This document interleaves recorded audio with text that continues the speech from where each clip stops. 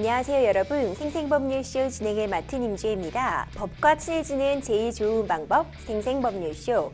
오늘도 크고 작은 법률 문제로 어려움을 겪고 있는 여러분들을 위한 법률 상담은 물론이고요. 세상을 들썩이게 하는 이슈들을 법적으로 풀어보는 시사법률 토크까지 준비되어 있습니다. 법률과 관련해 궁금한 내용이 있으신 분들은 상담전화 02557-8295번으로 연락 주시거나 법률방송 홈페이지 접속 후 법률 상담에 문의 남겨주세요. 그리고 지금 아래 하단으로 나가고 있는 lawshow.lowtv.kr 메일로도 상담 문의 받고 있습니다. 각 분야 전문 변호사가 무료로 성심성의껏 상담해 드리니까요. 많은 참여 부탁드립니다. 지금 이 방송은 유튜브를 통해서도 실시간으로 함께 방송되고 있으니까요. 많은 참여 부탁드리고 유튜브를 통한 소통의 창구도 활짝 열어두겠습니다. 그럼 오늘 도움 주실 변호사님 소개해드리겠습니다. 법무법인 리버티의 김지진 변호사 자리하셨습니다. 변호사님 어서 오세요. 안녕하세요. 네, 안녕하세요. 김지진 변호사입니다. 변호사님 오늘도 억울하고 답답한 사연 가지신 분들에게 명쾌, 상쾌, 통쾌, 유쾌한 상담 부탁드리겠습니다. 네. 그럼 오늘 접수된 상담 내용들 저와 함께 미리 살펴보시죠. 미리 보는 법률 상담입니다. 3년 전의 메시지, 집주인의 사망, 맹장염 못 잡아낸 병원, 재개발 정비사업 동의를 철회한다면까지 오늘 정말 다양한 분야의 사건들이 접수가 되어 있네요. 잠시 후 김지진 변호사님과 함께 속 시원한 해결책 찾아보도록 할 테니까요. 시청자 여러분들도 어떤 해결책들이 제시가 될지 기대 부탁드립니다. 여러분들은 지금 생생법률쇼 함께하고 계십니다. 쉽사리 해결되지 않는 법률 문제를 끌어안고 있다면 지금 생생법률쇼와 함께하시죠. 법률 고민이 해결되는 가장 쉬운 방법을 소개해드릴게요. 첫째, 02557-8295로 전화를 한다. 둘째, 법률방송 홈페이지에 접속해서 법률상담 게시판에 문의를 남긴다. 셋째, 지금 화면에 나오고 있는 이메일 주소로 사연과 연락처를 보낸다. 생생법률쇼가 자랑하는 각 분야의 전문 변호사가 여러분의 더부룩한 속을 뻥 뚫어드립니다. 속 시원한 스파클링 법률 상담 프로그램 생생법률쇼 지금 바로 전화주세요.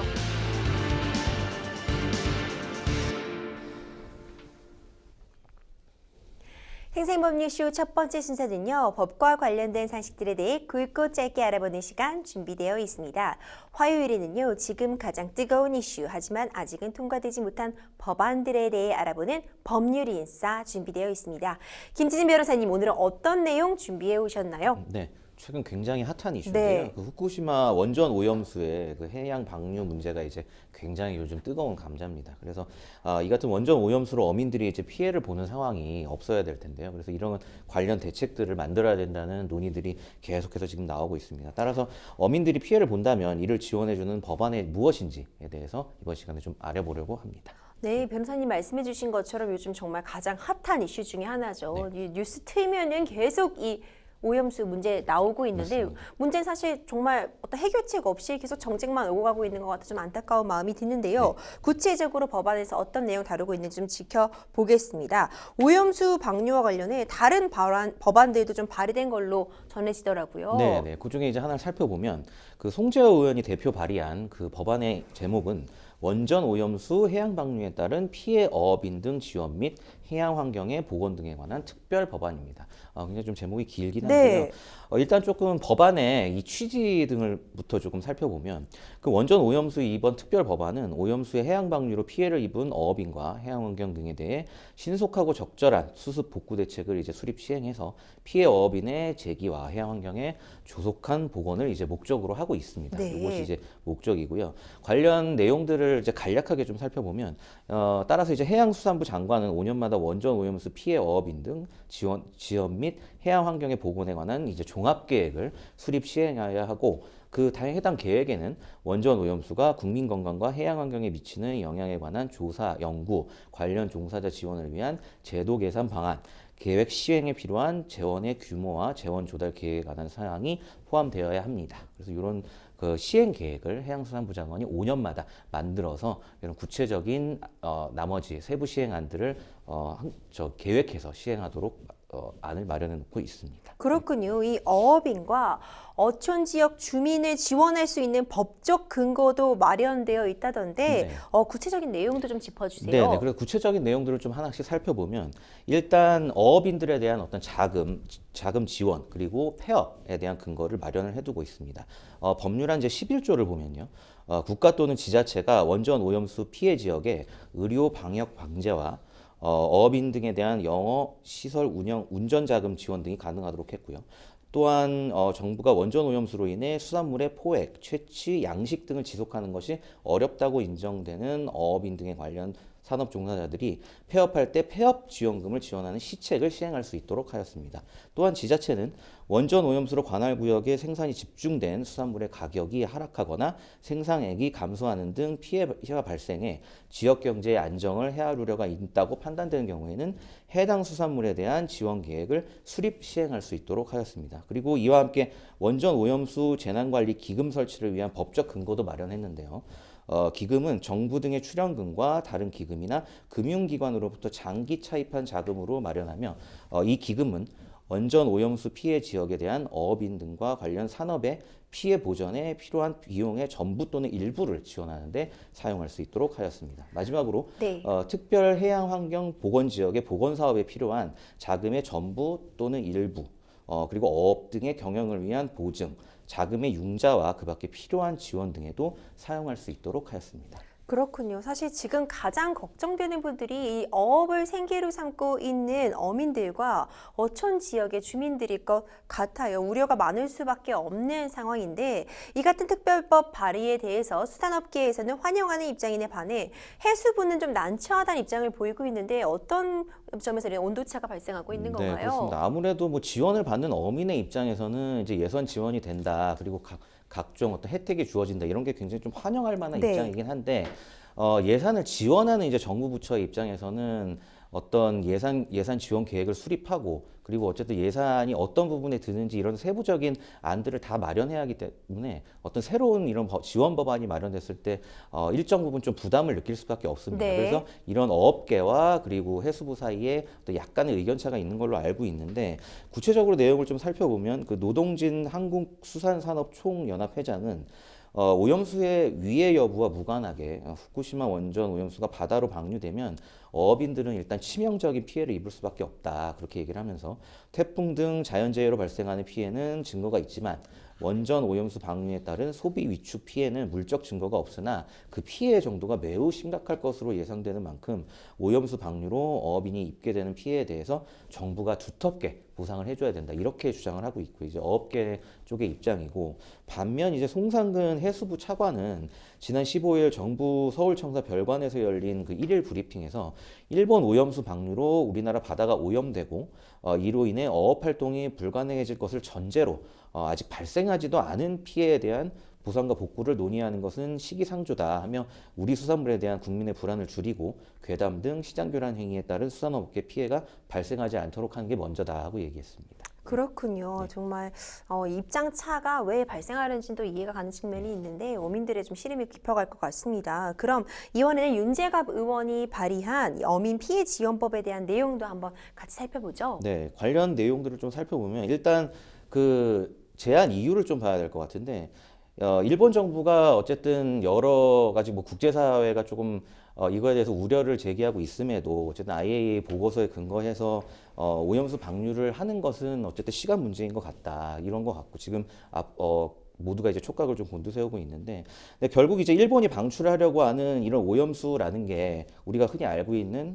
다액종 제거 설비라고 하죠. 이제 알프스라고 하는데 이런 거를 다 거친다 하더라도 그 제거되지 않은 부분이 있을 수 있다. 그러니까 이런 우려에 대한 부분은 어떻게 보면 지금 거의 모든 사람들이 좀 공유하고 있는 부분이거든요. 구체적으로 이게 과학적으로 안전하냐 어떠냐를 떠나서 이런 우려는 분명히 있다. 이런 전제를 좀 깔고 있고 그리고 관련해서 이제 학계 쪽에서는 이게 이제 과학적으로 뭐 안전하니까 문제가 없다 이런 얘기도 있고 한편으로는 뭐 소수긴 하지만 어쨌든 어업인들에게 피해가 갈 수도 있고 뭐 다양 뭐 좀 위해성이 있는 그런 핵물질을 좀 남을 수도 있다 이런 의견들이 좀 갈리고 있습니다. 근데 결국에는 그 바다를 생활 터전으로 삼고 있는 어업인들하고 어촌 업계에 이 실질적으로 비단 우려라고 하더라도 네. 어떤 실질적인 피해가 있을 가능성은 분명해 보이거든요. 그래서 네. 이거에 대한 법적 근거를 미리 마련해 놓는 것이 굉장히 좀 중요하다. 그래서 효율적인 피해 복구 대책의 수립 및 시행을 위한 법적 근거를 마련해서 이런 앞으로 예상되는 피해 어업인들의 어떤 문제 제기 그리고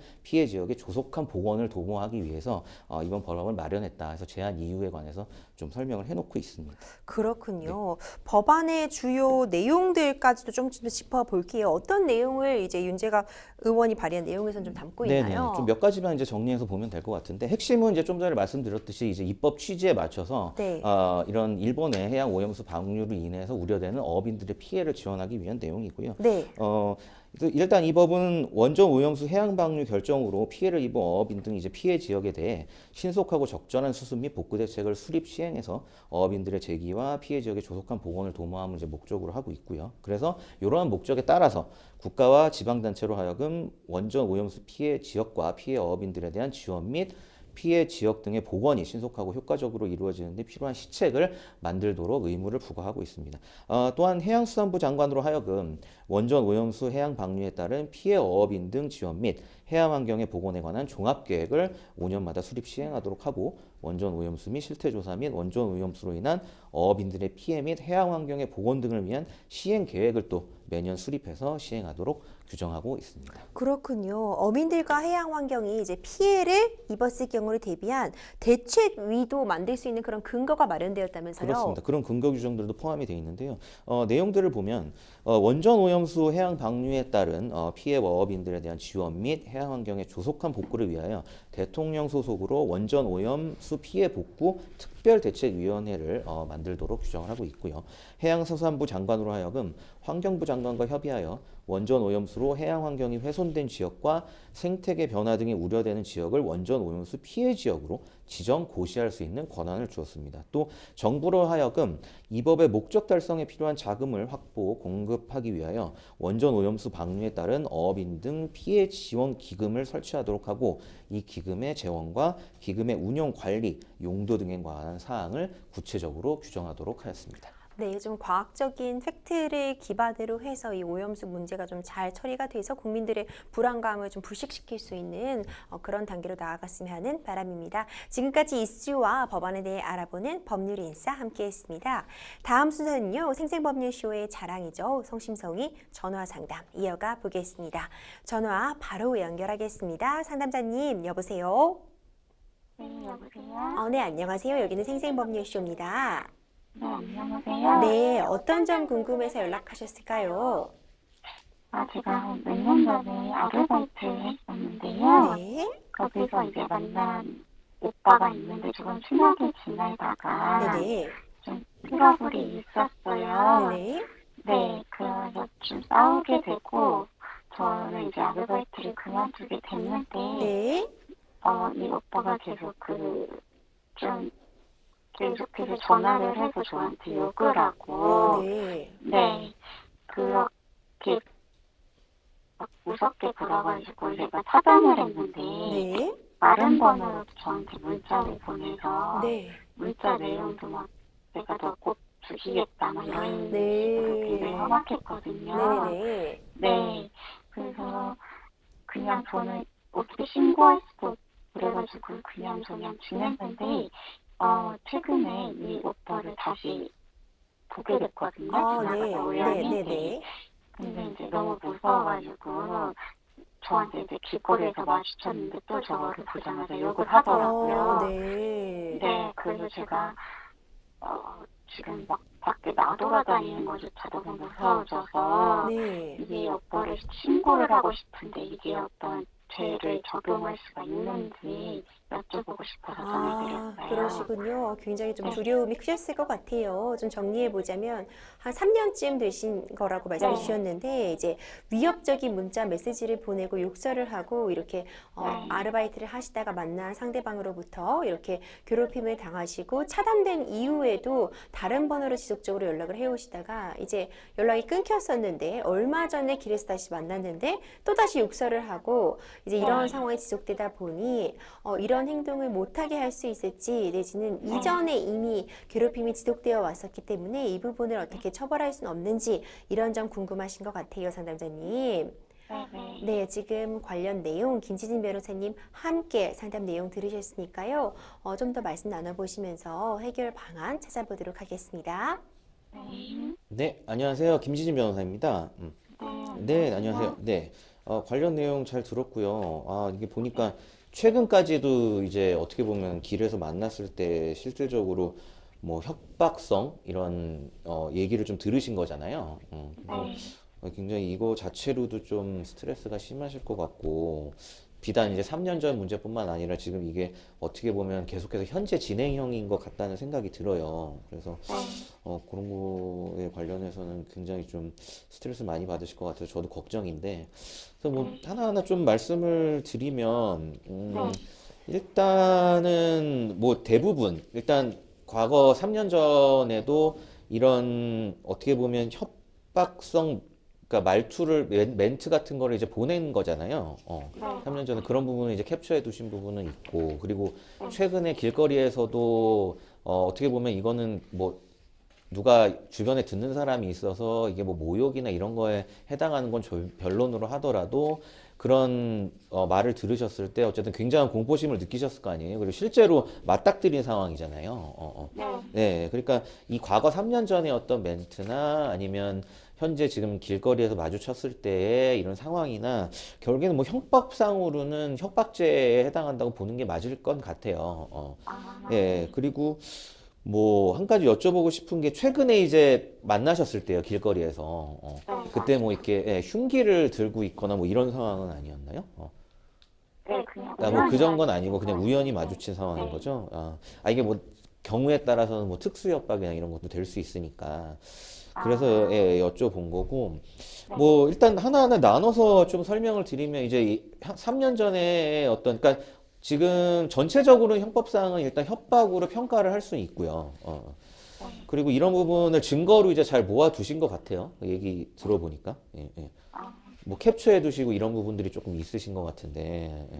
근데 이제 그것만으로도 증거가 될 수 있는 거예요. 결국에는 협박이라는 거는 그런 겁니다. 협박 뭐냐면 쉽게 얘기해서 어떤 말이나 어떤 행동으로 인해서 공포심을 일으키는 거. 그래갖고 이런 상대방에게 어떤 공포심을 일으키는 게 협박이기 때문에 그게 어떤 말이든 아니면 예를 들어 어떤 행동, 뭐 증거라면 이런 행동을 뭐 찍어 놓으신 거거든. 그런 거는 다 어떤 협박, 충분히 협박의 증거가 되는 데는 이제 문제가 없어요. 특히 이제 뭐 요즘 같은 경우에는 실제로 어째 대면한 상태에서 협박을 하는 경우보다 오히려 지금 캡처를 해 놓으신 것처럼 뭐 이렇게 우리가 흔히 쓰는 뭐 SNS 상에서 여러 가지 대화 수단들이 있잖아요. 그런 걸 통해서 상대방에게 지금 뭐 잘 예를 들어 주셨지만 예를 들어 좋은 칼 준비해 갈 테니 기다려라 뭐 이런 부분 사전 질문 내용 보면 있는데 이런 내용 자체는 이 말을 들었을 때 그리고 이런 내용을 전송 받았을 때 우리가 느끼는 주관적인 느낌은 당연히 굉장한 공포심일 거 아니에요. 이거를 장난으로 느끼는 경우는 거의 없을 것 같고 그렇기 때문에 이런 부분들은 협박이라는 건 어떻게 보면 굉장히 어떤 구성요건적으로는 이 공포심이라는 게 좀 주관적인 요소들을 포함을 하고 있거든요. 그렇기 때문에 뭐 상대방이 예를 들어 욕을 하고 뭐 너 가만 안 둬 뭐 이런 게 협박이 되나 이런 걸 많이 물어보시는데 일단 충분히 공포심을 느낄 정도에 해당한다면 이게 협박이 가능한 거고 근데 이제 뭐 그 멘트를 하는 사람의 입장에서는 자기가 뭐 이렇게 정말 친한 친구 사이에서 어떤 맥락적으로 뭐 순간적으로 뭐 욕을 했다든지 뭐 그러면 그런 맥락이 고려될 수는 있겠지만 지금 보면은 우리 상담자분께서도 잘 말씀을 해주셨겠지만 어떻게 보면 계속해서 좀 괴롭힘도 있었던 거잖아요. 이 상대방한테. 예. 그런 과정에서 3년 전이요. 그러니까 그게 3년 전이긴 하지만 어쨌든 그런 괴롭힘이 있었던 과정이고 그래서 이게 협박에 해당 안 한다 이렇게 주장하기는 어려울 것 같고 그리고 이제 뭐 공소시효 같은 걸 사전에 좀 말씀도 하셨는데 예. 협박자 같은 경우에는 이제 공소시효 7년이기 때문에 예, 이 부분은 네, 이 부분이 뭐 3년 전의 일 같은 경우에는 당연히 현재에도 형사상으로 문제를 제기하는 데는 이제 법적인 형사소송법상의 문제는 없어요. 그래서 그 부분은 뭐 3년 전 일이라고 해서 지금 이거를 얘기하는 게 뭐 이제 어쨌든 형사 절차적으로 가능할지 궁금하시는데 이런 부분들은 문제될 게 없고 다만 이제 제가 조금 조언을 드린다면 그런 부분은 있겠죠. 이게 어떻게 보면 피해를 입으신 거잖아요.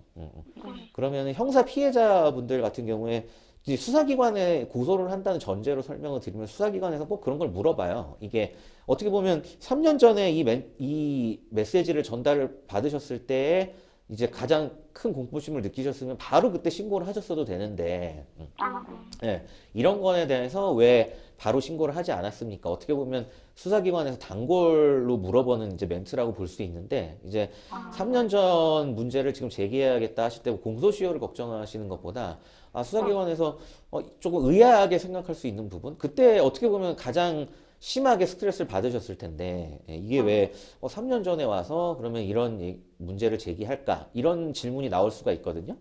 그래서 이런 부분 제가 이제 뭐 클라이언트한테도 조금 시간이 지난 범죄 행위를 문제 삼을 때 항상 조언을 드리는데 그래서 이런 부분들을 조금 준비하시는 게 오히려 수사상에 도움이 될 것 같고 근데 이게 제가 상담하면서 보니까 이런 부분들이 상당히 개연성이 있는 게 어쨌든 최근에 또 길에서 맞닥뜨리신 거 아니에요? 이 부분이. 그러니까 이게 어떻게 보면 3년 동안 3년 전에 이런 멘트를 전달 받으시고 굉장히 큰 스트레스를 받으셨지만 일단 뭐 이 사람하고 물리적으로 앞으로 만날 일이 없다고 생각해서 좀 덮어두셨다거나 뭐 이렇게 볼 수도 있는 거고 근데 이게 최근에 어떤 길거리에서 우연한 만남으로 인해서 그리고 또 길거리에서 우연한 만남의 그 자리에서도 또 협박이라는 범죄가 발생을 했기 때문에 이게 3년 전 일이 다시금 이게 어떻게 보면 소환이 된 거잖아요. 그렇게 볼 수 있잖아요. 충분히. 예.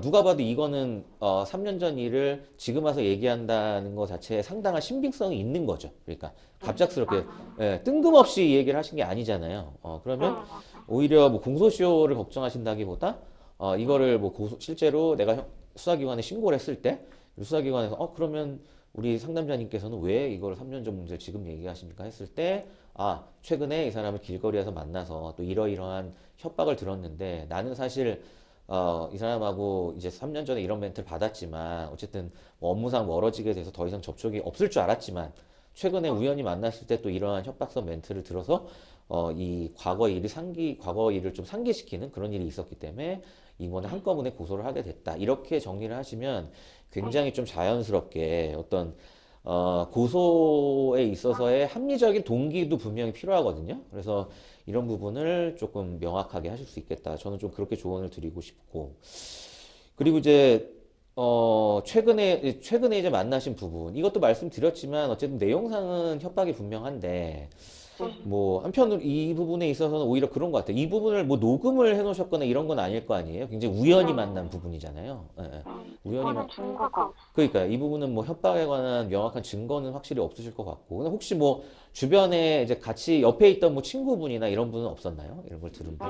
그 오빠는 있었는데 저는 혼자 있었고 주변에 혼자 있었고 뭐 주변에 목격자나 이런 분들도 없던 상황이었고 그리고 지나가는 사람. 그냥 행인 정도인데 듣지는 못했겠죠? 네. 그러면 사실 뭐 이 부분에 있어도 조언 드리고 싶은 분은 그러니까 들으신 내용 자체는 협박이 맞아요. 본인은 확실하게 들으셨을 거 아니에요.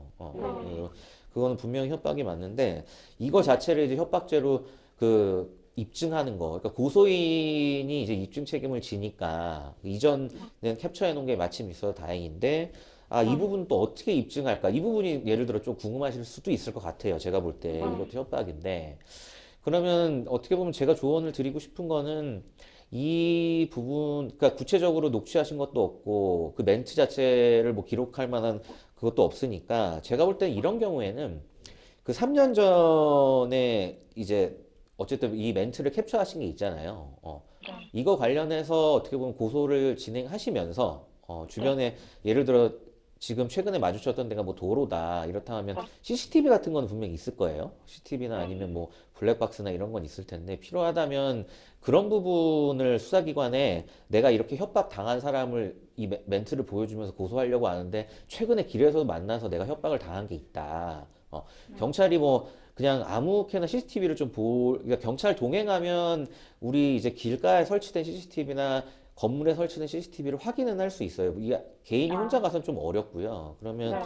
경찰한테 신고를 하면서 근데 사실은 내가 이 사람을 길에서 만나면서 또 협박을 당한 게 있는데 네. 협박 내용 자체는 제가 입증할 방법은 없지만 내가 3년 전에 이렇게 이런 식으로 피해를 받았던 사람인데 또 길에서 만났다. 그러니까 나는 이런 부분에 대해서 정말 이 사람이 나한테 협박을 지속적으로 해왔던 사람이다. 이런 부분. 어쨌든 뭐 무슨 말을 하는 장면이라도 이제 찍혀 있을 가능성이 높거든요. 네. 그런 부분을 내가 좀 정황 증거로서라도 좀 제출을 하고 싶다. 예를 들어 이렇게 얘기한다고 한다면 아마 경찰에서도 뭐 CCTV나 이런 거를 좀 확인할 수 있도록 도와는 줄 수 있어요. 네. 그래서 제가 볼 때는 이 부분, 길에서 만난 부분을 이제 직접적으로 입증하기는 어려우니까 네. 그런 간접적인 증거들을 하나라도 좀 어떻게 보면 확보를 한 다음에 확보를 해서 3년 전에 이 캡처한 거하고 같이 제출을 한다 하면은 어떻게 보면 증거라는 거는 그런 거예요. 직접적인 증거도 중요하지만 어떤 그 직접 증거를 둘러싸고 있는 이 간접 증거들은 사실 굉장히 중요하거든요.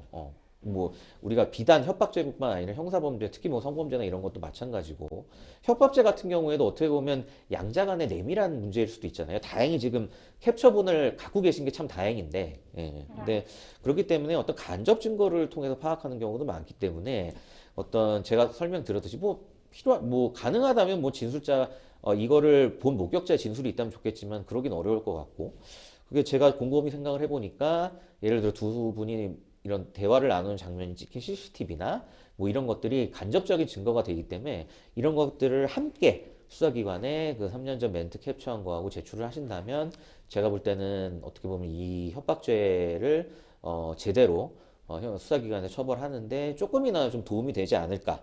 저는 이제 그런 최근에 길거리에서 만난 그런 상황에 대해서는 조금 요런 조언을 해드리고 싶어요. 그래서 정리를 하자면 일단 이제 3년 전의 일이지만 이제 협박죄에 관한 공소시효는 이제 7년이기 때문에 요걸 형사법상에 지금 문제를 제기하는 부분은 전혀 문제될 게 없다. 그리고 3년 전 이제 멘트 같은 경우에는 명확한 증거가 있기 때문에 이거를 함께 제출하시면 될 것 같고 지금 길거리에서 만난 그 상황, 협박 받으신 부분은 이제 저도 굉장히 안타깝지만 CCTV 같은 걸 좀 확보해서 간접 증거 형태로 제출하시면 어떨까 이런 조언을 좀 해드리고 싶고 그리고 뭐 한편으로는 그런 경우도 있어요. 이게 어쨌든 개인적인 문제고 하다 보니까 이거를 내가 고소까지 해서 해결하는 게 과연 맞을까? 뭐 이런 고민들도 이제 저도 상담을 많이 받거든요. 그래서 그런 부분들은 사실 조금 뭐 이제 이 전문적인 법률 전문가하고 상의를 해보시는 건 좋겠지만 뭐 팁을 하나 말씀드리면 어쨌거나 우리 피해자분께서는 이 사람을 처벌하는 것도 중요하지만 이 사람이 또 나한테 이런 일을 저지르지 않는 것 어떻게 보면 이게 제일 중요하거든요. 더 이상 추가적인 피해를 방지하는 거 사실 뭐 솔직하게 말씀드리면 이 경우에 뭐 벌금 이상의 일단 이 사람이 갑자기 뭐 깜빵에 가고 이런 경우는 아닐 것 같아요. 그러니까 어떻게 보면 우리 상담자님 같은 피해자분의 입장에서 나는 좀 추가적인 피해만 그냥 이 사람이 나한테 이런 짓만 더 안 했으면 좋겠다 이런 생각을 하실 수도 있어요. 어떻게 보면 그게 더 중요할 수도 있거든요. 그런 경우에는 뭐 법률 전문가나 아니면 뭐 본인이 하셔도 돼요. 법원을 좀 아는 사람의 도움을 받아서 이런 게 이제 협박죄에 좀 해당하고 그리고 추가적으로 예를 들어 이런 일을 나한테 또 저지를 경우에는 정말로 법적 조치를 하겠다. 대신에 뭐 이런 일을 더 이상 하지 않고 반성한다고 하면 내가 이 부분 뭐 일종의 뭐 어떻게 보면 합의라고도 볼 수 있고 그래서 이런 부분들을 그냥 본인이 전화하셔가지고 나 누군데 이런 거 왜 해? 이렇게 하면 오히려 상황이 악화될 수 있으니까 이런 부분을 좀 법적으로 이러이러한 협박죄에 해당한다고 하더라 이런 부분을 좀 정리해서 상대방하고 얘기를 할 수 있는 사람 뭐 변호사 할 수도 있고요 아니면 좀 법을 알 수 있는 제3자도 있으니까 그런 사람을 통해서 추가적인 어떤 피해를 막는 부분 이런 부분을 조금 고소하시기 전에 먼저 고민을 해보셔도 제가 볼 때는 굉장히 좀 실질적인 도움이 될 수도 있을 것 같아요. 그래서 일종의 경고같이. 그렇죠. 일종의 경고 같은 거죠. 근데 경고를 하더라도 제대로 해야죠. 그러니까 이거는 법적으로 어쨌든 형법상 범죄다. 이런 부분들을 명확하게 할 수 있는 부분을 좀 정리를 하셔가지고 제3자가 좀 상대방하고 얘기를 해서 추가적인 피해가 없게 할 수 있는 부분, 이런 부분도 하나의 옵션으로 좀 고려를 해주시면 제가 볼 때 도움이 많이 될 것 같습니다. 네, 상담자님 충분히 답변 되셨을까요? 네, 너무 도움이 많이 됐어요. 네, 정말 두려운 마음 푸셨을 것 같은데 김지진 변호사님이 조언해 주신 말씀 따라서 좀 증거 수집 잘 하시고 추가적인 법적 대응도 진행해 보셨으면 좋겠습니다. 전화 주셔서 감사합니다. 네, 고맙습니다. 변호사님 참 이런 경우 두려움이 크실 것 같아요. 그렇죠. 아직 뭐 어떤 직접적인 위해, 뭐 폭행을 가했다거나 이런 게 없더라도 이 네. 단계에서부터가 사실 굉장한 공포심과 어떤 굉장히 마음 심적으로도 위축될 수밖에 없잖아요. 물론입니다.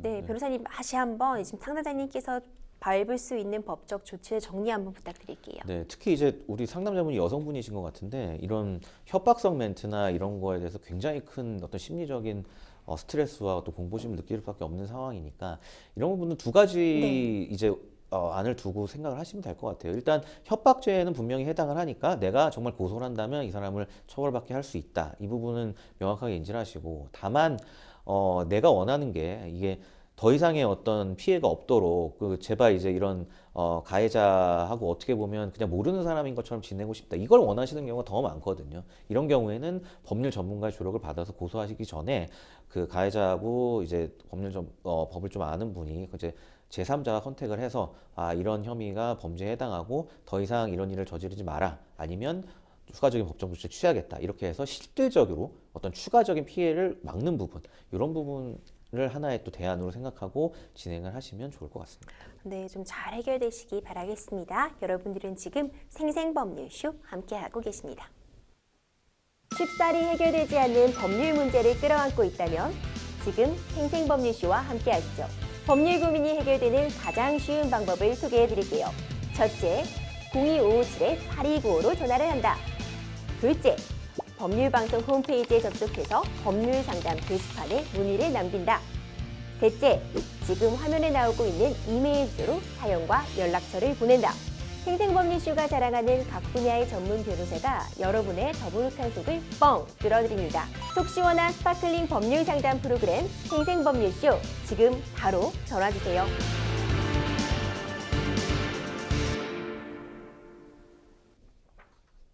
이번에는 법률방송 이메일을 통해 접수된 여러분들의 고민들 하나하나 해결해 보겠습니다.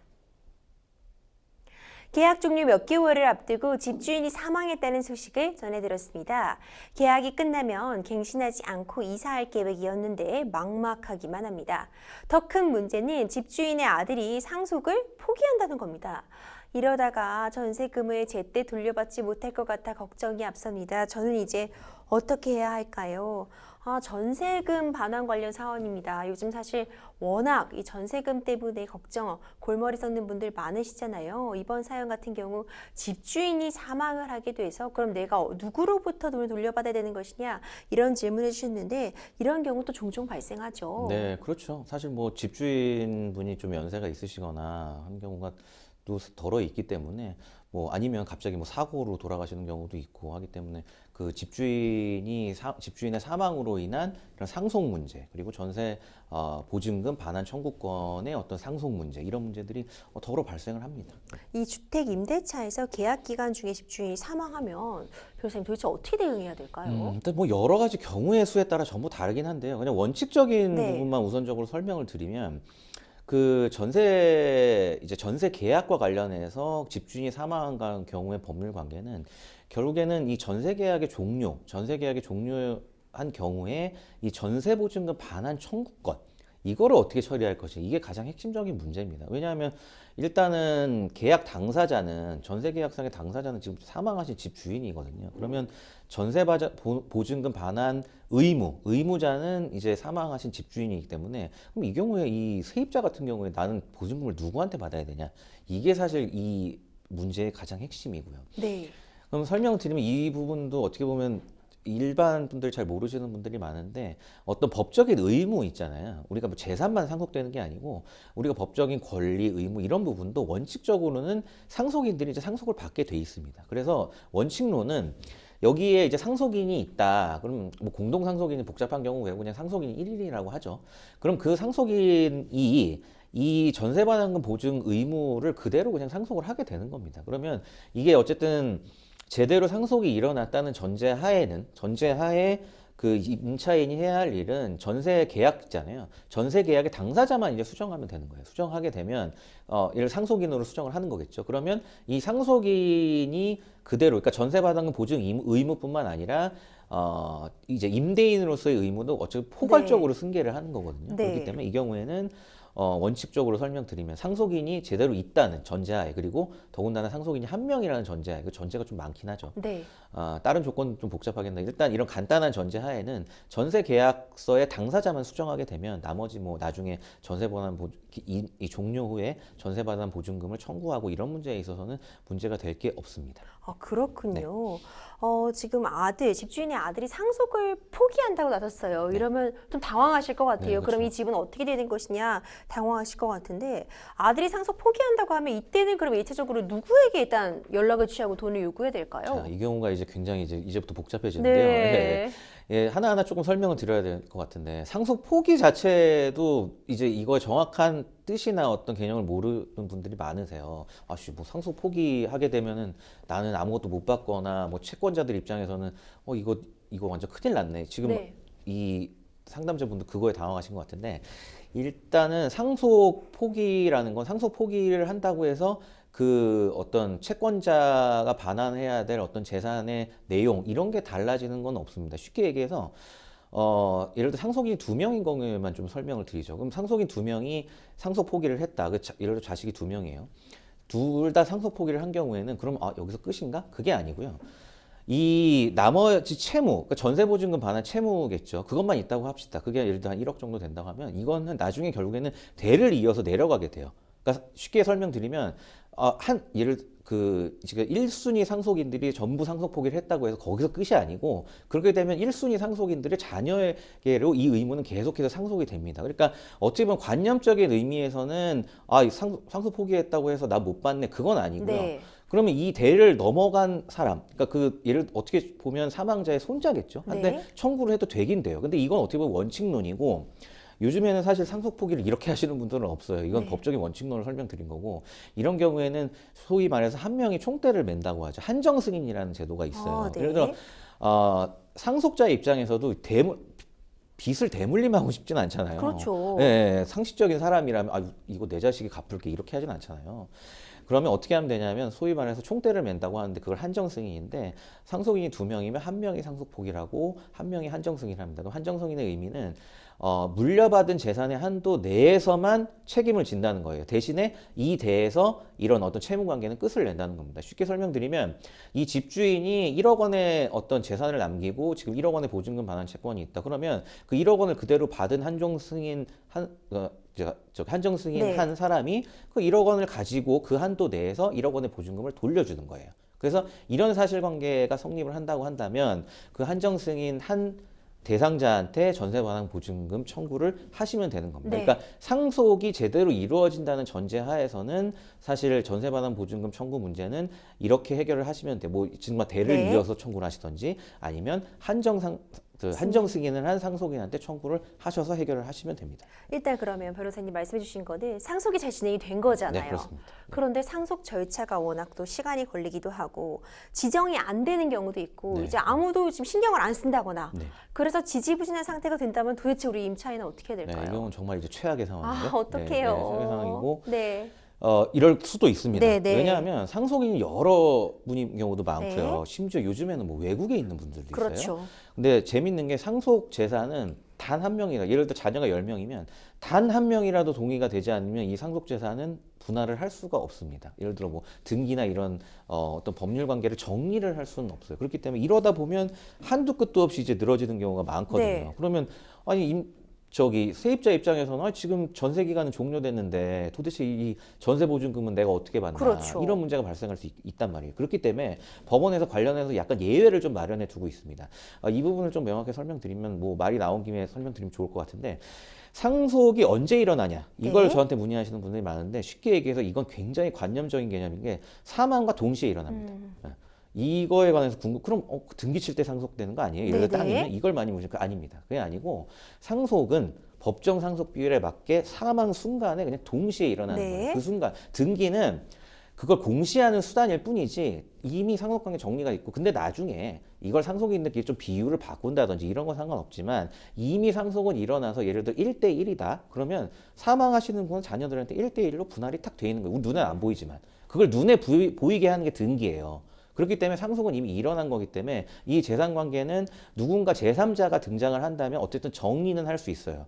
그럼 지금 여기에서 피해를 보는 어떤 임차인 이런 분들은 마냥 기다릴 수가 없잖아요. 네. 그래서 우리 판례는 이거에 관해서 어떤 상속에 관한 특별 재산 관리인을 선임을 해가지고 이 재산 관리를 정리를 할 수 있도록 하는 제도를 마련해 두고 있습니다. 그래서 이런 경우 예를 들자고 한다면 이 재산 관리인이 선임이 되면 보통 법원에서 선임을 하겠죠. 한다면 일단 이미 상속은 돼 있는 상태니까 이 집을 채권자들이 예를 들어 많다고 하면 제일 빠른 순간 빨리 경매해갖고 이 돈 받아가지고 나눠주는 거거든요. 그렇게 되면 이게 상속인들이 전부 동의를 하지 않더라도 이거에선 상속재산 관리인이 1차적으로 일단 재산을 경매를 해서 이거를 판 다음에 네. 꼭 필요한 사람들 지금 보면 임차인이잖아요. 임차인 지금 임대차 종료되는데 보증금 받아야 될 거 아닙니까? 그렇죠. 돌려주고 그다음 선순위 채권자한테 돌려주고 나머지 자식들한테 비율에 맞게 배분을 해주면 되는 거니까 이렇게 해서 신속하게 이 재산 관계를 현실에서 처리할 수 있도록 수단을 법원에서 좀 마련해 두고 있으니까 이런 상속재산 관리인 제도를 좀 활용을 하시면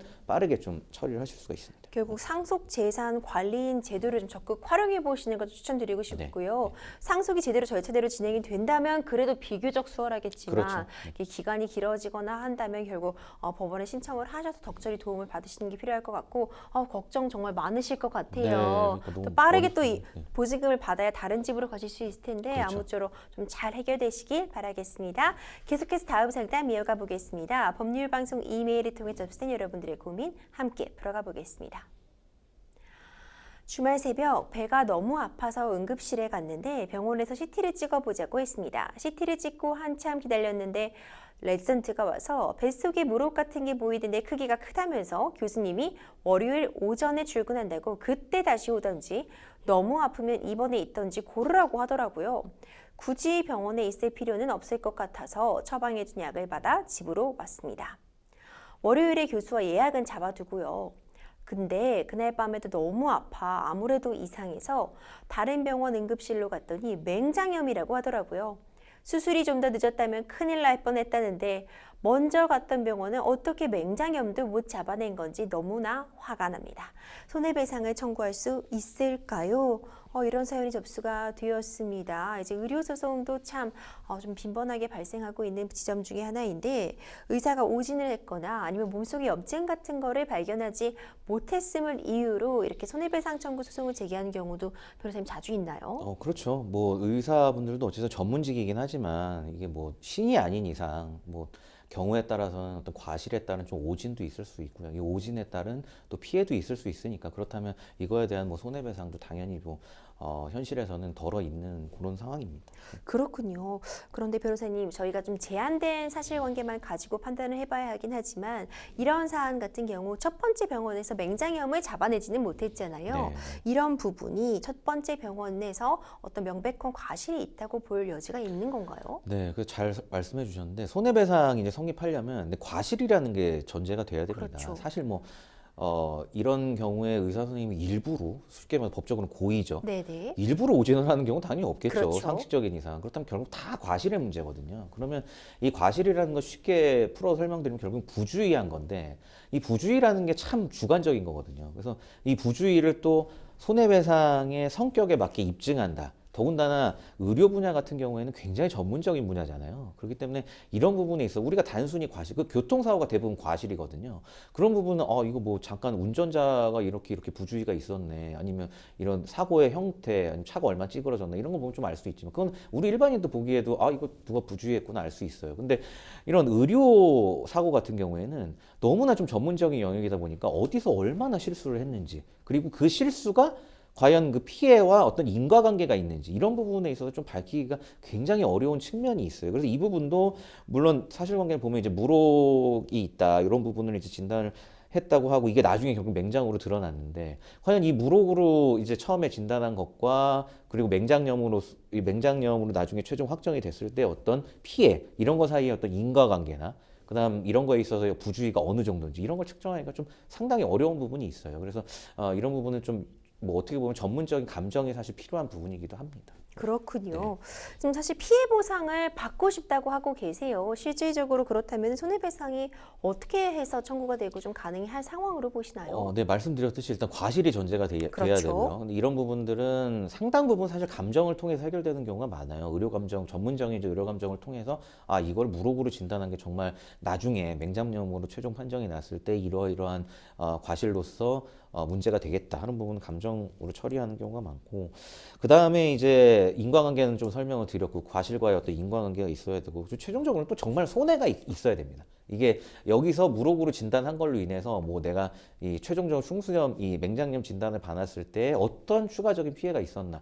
충수염으로 초진으로 진단을 했을 때와 비교를 했을 때겠죠, 당연히. 네. 관련해서 양자를 비교했을 때 어떤 손해가 있었냐를 또 입증할 수 있어야 되는데 제가 볼 때 이 사례에서 그 부분도 사실 입증하기가 아주 쉽지는 않고 정말 급박한 어떤 피해를 줄 만한 상황이었다면 모르겠는데 물론 상담자분께서 굉장히 그 심한 고통을 느끼신 건 맞겠는데 그 초진으로 맹장염이 진단됐을 때 그리고 재진으로 맹장염 진단했을 때를 비교해서의 손해를 입증하는 부분 이런 부분들이 조금 어려울 것 같다는 생각은 들지만 아무튼 이런 요소들이 다 갖춰져야 손해배상을 받을 수가 있습니다. 그렇죠. 우리가 변호사님 손해배상이라고 한다면 뭐 이 기간 동안 일하지 못한 부분이나 실질적으로 내가 피해를 입어서 뭐 병원비 이런 거 생각해 볼 수 있지만 기본적으로 이제 위자료 개념 생각하게 되시는 거잖아요. 네, 그렇죠. 이 정신적인 피해로 인한 위자료 산정, 입원 사항 같은 경우에도 어떤 정신적 피해 부분이라는 게 입증이 좀 가능할까요? 그래도 어쨌든 이런 의료 감정이나 이런 걸 통해서 해야 되는 명백한 손해 부분보다는 조금 수월할 수 있는 게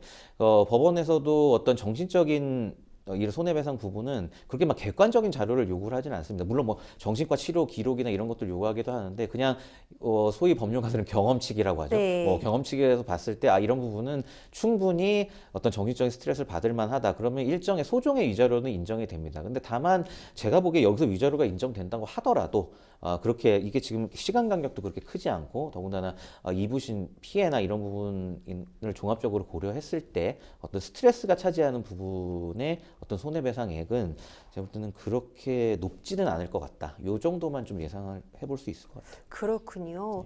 아마 병원에서도 적극적으로 방어를 하지 않을까 싶은데 어쨌든 뭐 맹장염이란 정확한 진단은 없었지만 무록 같은 거 우리도 발견하지 않았냐 문제 없다 이런 식으로 대응해 올 여지가 충분히 있겠죠. 네, 그렇죠.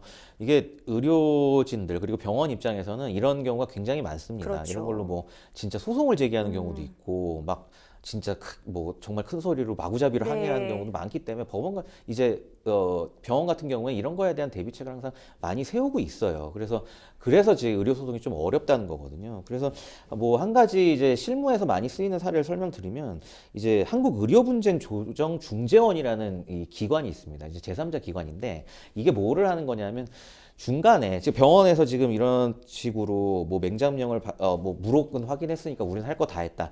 이러면 사실 또 환자 입장에서 화만 나지. 그럼 나 이거 어떻게 입증하지? 굉장히 좀 당황스러우시고 더구나 의료 감정은 비용이 굉장히 높아요. 별도로 이걸 건 바이 건으로 소송을 진행해서 의료 감정을 이해한다 이러면 진짜 몇백만 원 투자하고 이제 제대로 손해배상 받지 못하는 경우는 많기 때문에 이런 경우에 이제 중재죠, 말 그대로. 이게 중간에 어떤 중재 기관을 만들어서 이런 의료 감정에 드는 비용이나 이런 네. 부분들을 좀 절약하고 그리고 중간에 병원하고 피해 환자 사이에 어떤 각종 얘기들을 좀 종합해서 이런 얘기들을 중재하고 어떻게 보면 합의점을 좀 찾는 이런 걸 도와주는 객관적인 기관이 있어요. 이런 네. 분들을 많이 이용을 하기 때문에 제가 볼 때는 이 부분은 일방적으로 난 소송을 끌고 가고 이렇게 하지 마시고 일단 중재원으로 사건을 갖고 가셔가지고 좀 중간에 조정을 받아보시는 게 제가 볼 땐 제일 합리적일 것 같아요. 네, 그것도 굉장히 중요한 방안이 될 것 같습니다. 결국 이제 상담자님께서 어떤 피해 보상을 위해서는 법적인 조치들 취하셔야 할 텐데 단계별로 좀 어떤 조치들 취하면 좋을지 정리 변호사님 부탁드릴게요. 네네. 그 과실을 입증하실 부분이 가장 가장 중요하실 텐데요. 이 부분은 혼자 하려고 하지 마시고, 소송하시는 건 좋습니다. 하려면 반드시 이제 전문 의료 감정을 통해서 처음부터 진행하시는 게 제일 유리하고요. 네. 그다음에 손해 산정 부분도 네네. 뭐 추가적인 진료비나 이런 부분들은 객관적으로 입증이 되는 부분이고요. 그다음에 뭐 일을 못 하신 부분, 이런 부분은 혼자 하실 수 있을 것 같은데, 네. 근데 아무래도 이런 손해를 객관적으로 사정하는 부분, 이런 것도 전문가의 도움을 받으시는 게 의료 소송에서는 오히려 조금 더 도움이 되고 저는 추천을 드리고 싶어요. 네네. 네, 실무에서도 사실 그게 좀 유리합니다. 그래서 전문가의 도움을 좀 많이 받으시고, 그리고 한 가지 제가 추가로 말씀드렸듯이 이 중재원의 좀 도움을 받아서 본인의 비용을 선투자하지 마시고 일단 국가에서 어쨌든 개별적으로 중재하는 기관을 마련해뒀으니까 이 부분에 있어서 조금 중재를 받아보시고 먼저 도움을 받아보시는 게 좋을 것 같습니다. 네, 중재원 활용하시는 것도 적극 네. 권해주셨으니까요. 아무쪼록 잘 좀 해결되시기 바라겠습니다. 생생법률쇼 오늘도 많은 분들의 상담 전화 계속 걸려오고 있습니다. 도움이 필요하신 분들은 주저하지 마시고 연락 주시기 바랍니다. 오늘도 함께해 주신 김지진 변호사님 고생 많으셨습니다. 정말 감사합니다. 생생법률쇼 준비한 순서는 여기까지입니다. 시청자 여러분 감사합니다.